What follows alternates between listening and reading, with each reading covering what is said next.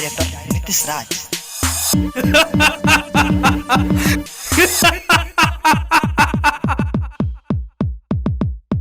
बरगिनिया के तू रखल छूचे, जितला के बात तू अइल न पूछे। काहे बोल काहे काहे नेताजी काहे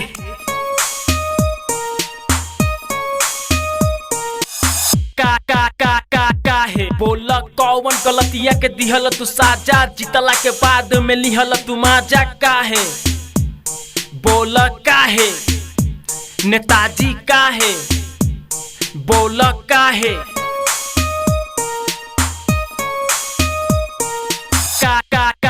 काहे बोल बकिया के टूटल पुल अभिले न बनल बा, कितना नाव डूबल जिंदगी लिलल बा। काहे बोल काहे नेताजी काहे बोल काहे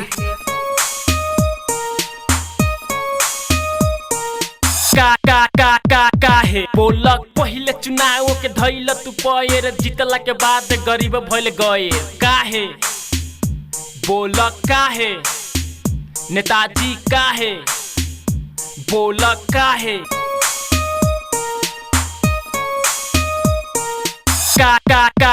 काहे बोल आईपीएल चुनाव रैली सब तजरिया बा, भइल पढ़ाई बंद लइका सब बारू बा। काहे बोल काहे नेताजी काहे बोल काहे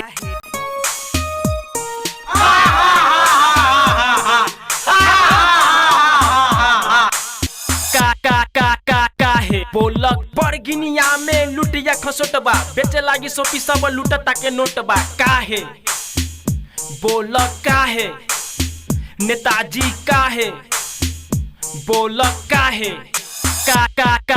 काहे बोल बरगिनिया तो चलेला नेपाल से, पेट कैसे मानी गहकी ना दुकान पे।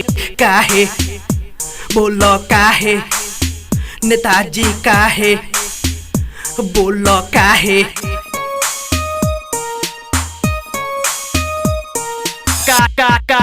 काहे बोल किसान सब बेहाल बा, फसल न उगत बा, बरगिनिया में आवे नाही नेता से सुतल बा। काहे बोल काहे नेताजी काहे बोल काहे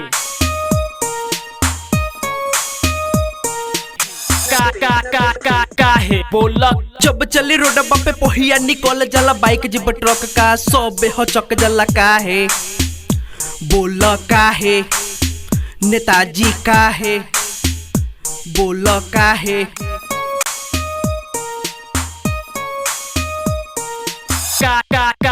काहे बोल